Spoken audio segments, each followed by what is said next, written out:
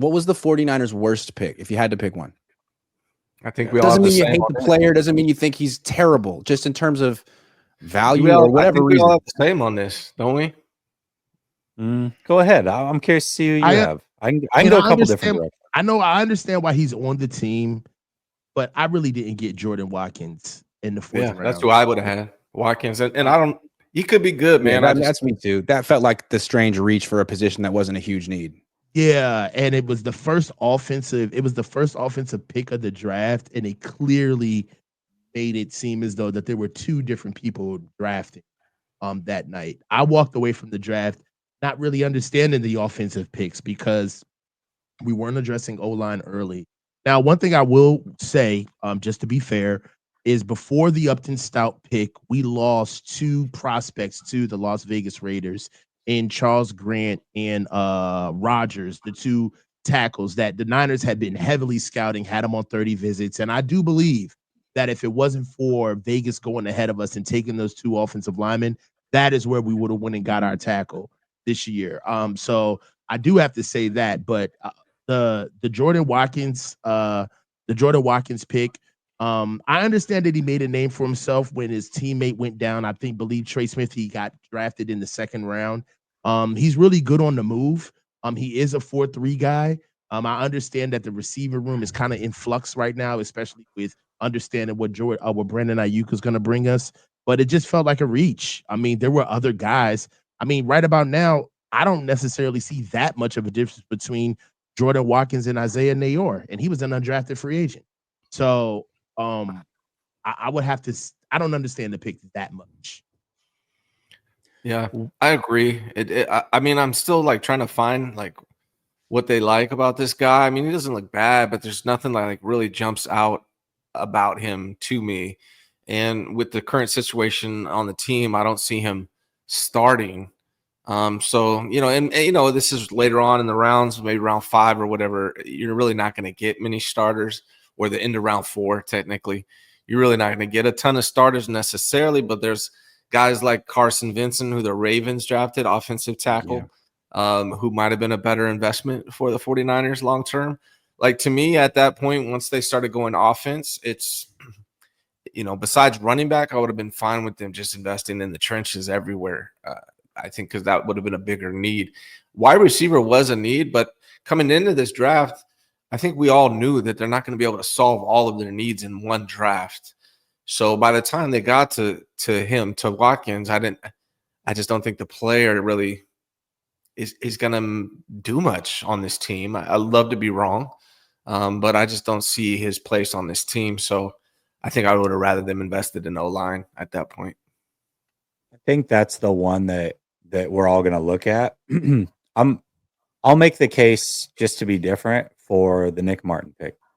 So imagine their draft went like this. Instead of Nick Martin at 75, they took one of those offensive linemen that the Raiders got. And then at 100, they took Nick Martin.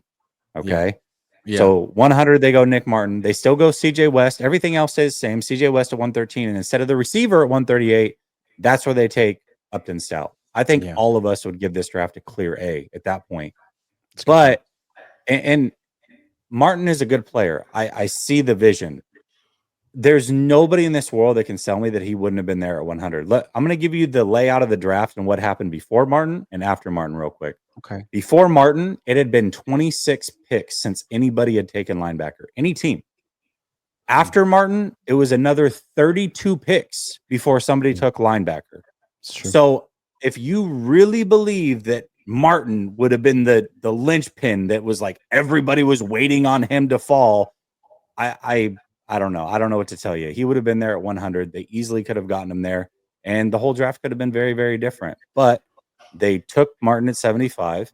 They didn't get either of those offensive linemen because of it, and they took Upton Stout, who's a good player, but also was definitely early, and I think a very good chance he's there at 138. So that's just the way that I see it. That's the difference to me between the grade I gave them and an A draft, really.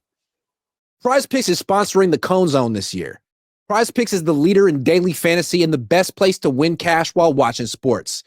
And the best part about the app is it's really easy to use. To create a lineup, all you have to do is pick more or less on a few players' stats.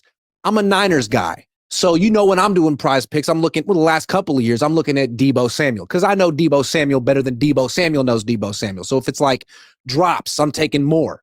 Or if it's like punches thrown towards his long snapper on the sideline during the fourth quarter of a game, the 49ers will go on to win.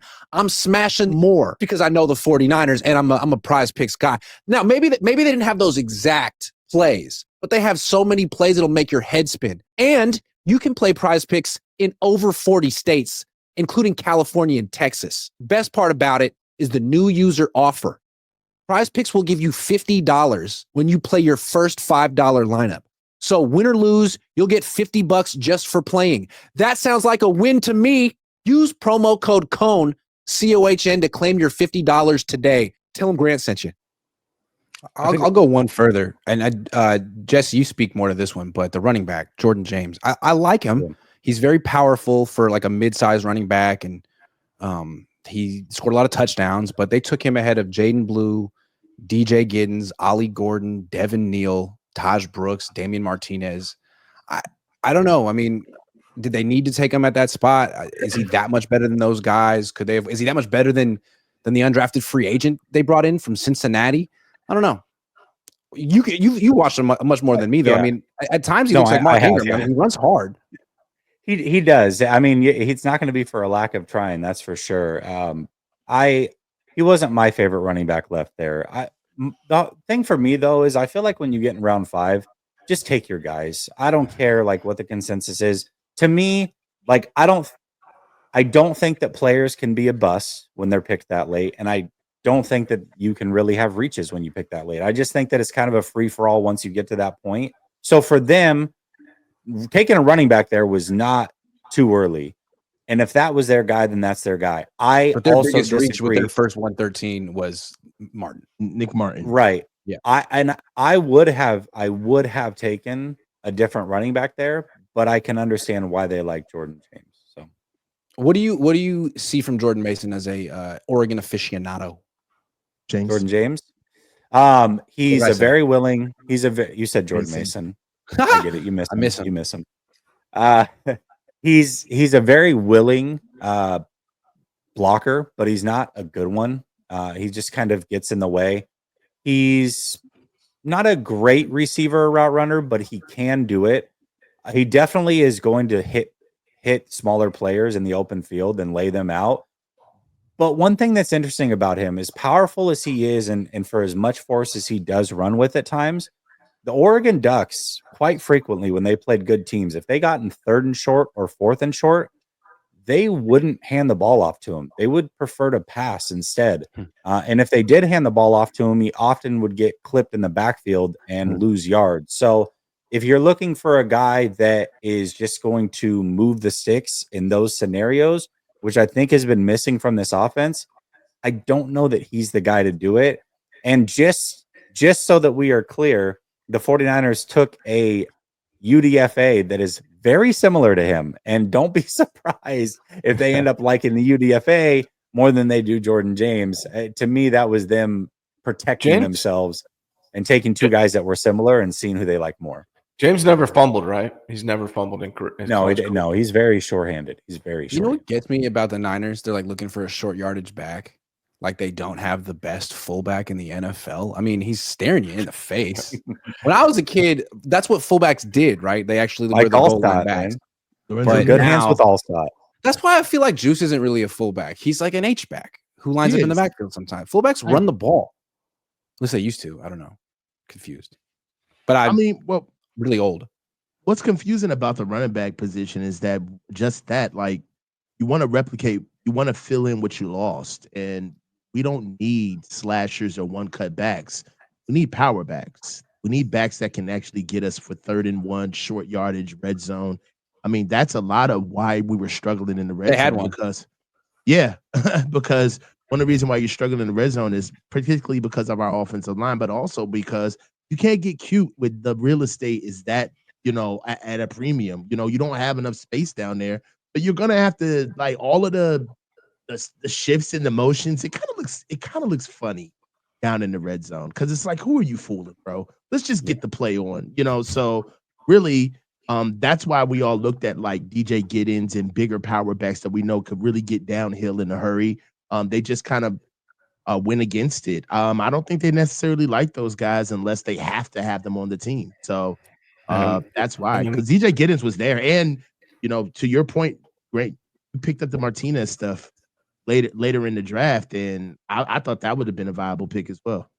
And like to be real, that's a concern for this coming season, right? Short, like, you know, third and short. Like, who do you have to run it? Do you have the offensive line to run it? Do you have the running back room to run it? Like, that's another area of concern that it's going to come. What do you think they re-signed Juszczyk to do, Ryan? Yeah, see, this is his season, man. He's still improving.